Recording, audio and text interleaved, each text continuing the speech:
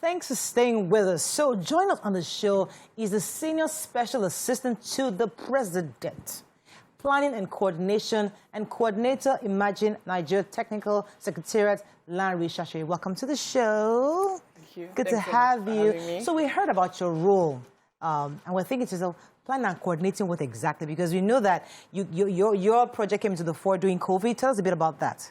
Well, really, so my role supports policy broadly, and as you mentioned, one of the and basically supporting and incubating high-priority projects in the Office of the Vice President. And Imagine Nigeria is one of those.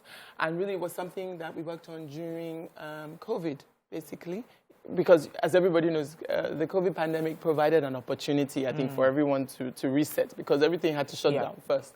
So we thought for the country, this provided an opportunity to think about how we want to see the progress of the country over the next 30 years. So it provided that opportunity to reset, think about it. What are our goals? What do we see for the future of Nigeria?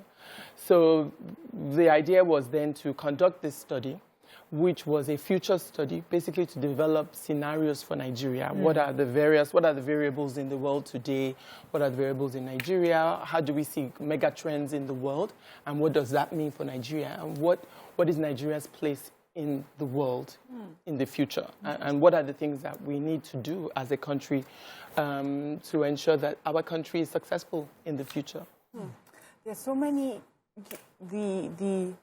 the general consensus, I don't have particular data, but there just seemed to be a lot of unhappiness about the state of affairs in our country, the insecurity, and so many, and many times people express this, and I hear others say, the more you express negativity, the more negative things would happen. But some people are saying, no, it's because negative things are happening, and that's why we're expressing it. So I was wondering, what you do, is there a way, do you see that as true? That is what we say and how we project ourselves that actually makes life harder? Or that we have issues on ground, we really do have challenges, and these challenges, until they are solved, Nigerians will not have the hope that their country will be better? So what you say is exactly right. I think it's half and half. So, of course, you have to be realistic about the issues. You have to be pragmatic about the issues that you have in your country. But a big part of it is also how we see ourselves. What are the stories that we tell ourselves? So I was saying in the study that, or in the development of the framework, we developed scenarios, and then we also worked with several people we conducted interviews and surveys with over 300 people across the country and globally as well, and to distill 5 recommendations for Nigeria's future. And one of the things that we thought that Nigeria needs to do in order to be successful in the future is to facilitate a national narrative. What are the stories that we tell ourselves about ourselves? Because that's a big part of it. What is the myth of Nigeria? Who are we? Who do we think that we are? So one of the 5 recommendations that we identified was a national narrative. We have to decide on what stories we want to tell ourselves about ourselves. The other recommendations are that Nigeria ought to lead Africa in order to be successful in the future. The continent wants Nigeria to do that. Nigeria has the wherewithal to do that. It has done so in the past. It has the tools to do that, and it can continue to do so. Another recommendation is that we've got to build trust in our society. Resilient societies are those that work on increasing their trust within society, not just with government, but throughout society as well. The other recommendation was that Nigeria ought to build a culture of innovation. Who are we? Are we a country that builds innovation? So, and this needs to permeate through our national life, not just in government, in private sector, in academia, throughout. And then the final recommendation was that we ought to catalyze a green economy. And for us, as a fossil-based economy, it's a strategic, it is a pragmatic way to view the future. It's very ambitious also. It is. And what are we if not? Not to sort of like color, because it sounds really interesting that there was a research and they were planning 30 years ahead, but not to be pessimistic. It just feels like, oh, we've come again. We have a challenge with continuity. We don't lack research and plans and knowledge and blueprints. What we've always had issues with is long-term implementation of research being done in the past. So I didn't even know this was going on. Sounds interesting. What would Nigeria look like? But how do we constitutionalize this role and this process that when you're not here, when this administration goes, another one would be compelled by law to enforce this wonderful plan that you've put together? That's fantastic. Now, I don't have a law for you. However, what we are doing, having completed the study, and the Vice President did launch the study, what we're doing now is the dissemination of the document and the framework and the ideas in it. And we're doing this by engaging with all of society. Okay. We're doing it with engaging with professional groups, NGOs, philanthropic organizations as well. So basically, the goal is for all of society to be engaged with these ideas. Whoever you are, if you are working on any part of this, be engaged on the ideas and implement them. Speak to your publics about it. Work with your publics about it. So whether you're Lagos Country Club or I don't know. The Landlord Association? Yeah, or the NBA. So that's the idea. Schools. So we're trying to work with communities to implement these ideas wherever you are. So we're also organizing events, Imaginate events as well, in various communities. So anybody who wants to host one can host an Imaginate event, having looked at the report. So I was at an adult party once, and the mic was passed around to the kids around. And kids, one of them just said to say something about the country, and she said, Nigeria is finished. And, you know, the adults around, they sort of laughed because it was partisan to them. And I went home really, really sad. So I'm wondering if one of the avenues you're trying to do this is to catch them young.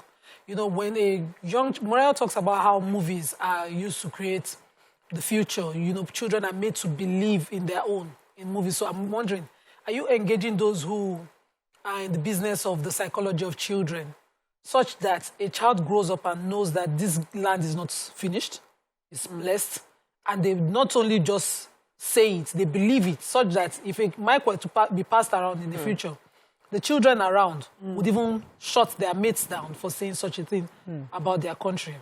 Please, I have this. I'll just add to it because it's very much like hers.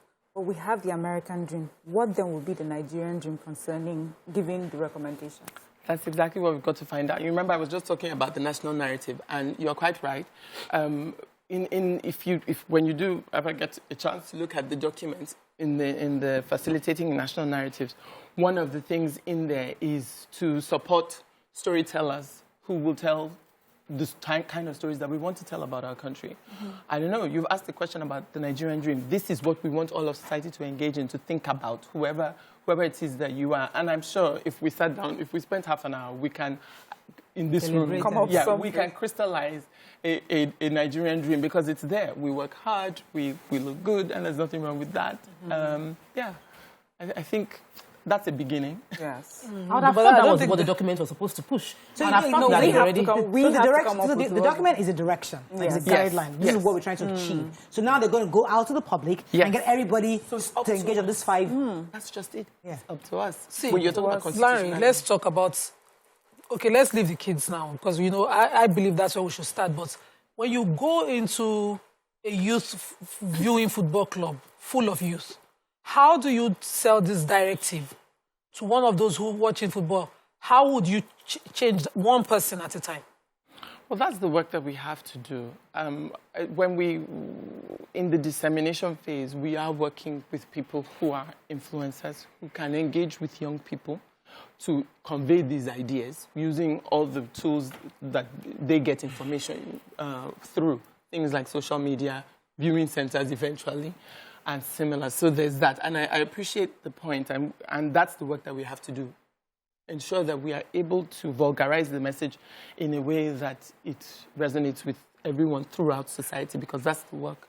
That's exactly it. So once we I know this is a fantastic idea, as everybody has said, but I think also that we have a trust issue. Yes, right? And that's why building trust is one of the... So, building trust is not really about writing it down and saying, okay, we need to build.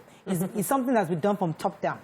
So, as we have this fantastic blueprint, I think the action that we must see top down is earning the trust of the people in different ways. I know that's not your area. I mean, that's not your job to do. But it's important that as we have these lovely niceties and, you know, write these things now, the people, the leaders must remember, people are concerned about what you do, not what you say, or not what you write.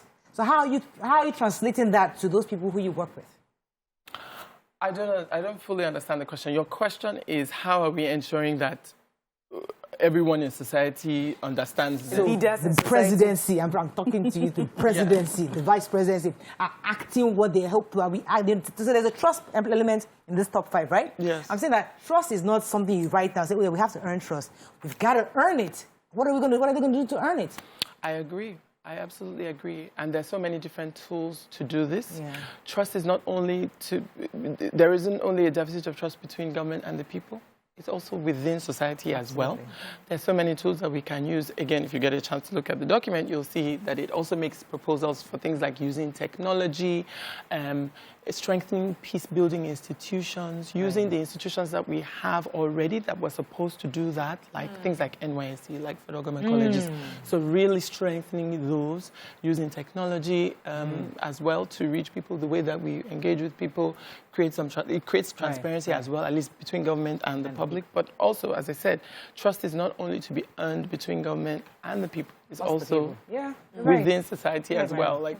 So one of your recommendations, you mentioned innovation. Yes, building a culture of innovation. Fantastic. And we're here talking about how to translate documents to reality implementation. Yes. And we're talking about millions of children out of school. We're talking about our curriculum not being updated to, you know, what we have, our counterparts in the developed country. So in the document, I know we haven't seen it yet, but could you give us what the tools are to bridge the gap between innovation and the current state of our education right now? And also, what's the role of the National Orientation Agency in this? Their role is strong because the National Orientation Agency has a desk in every local government across the country.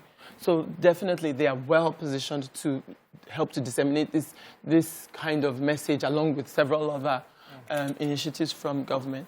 You were talking about innovation and how we can use it in education. Is that the question? And again, that's exactly it. Right. Innovation is how, that's exactly what we want to use to put into our educational system, to mainstream the way that we mainstream it into our educational system. That's just, we want to orient ourselves and our society to be one that builds a culture of innovation.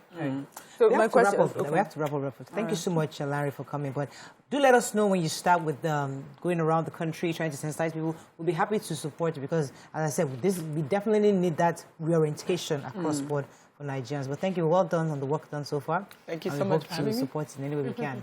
Thank you.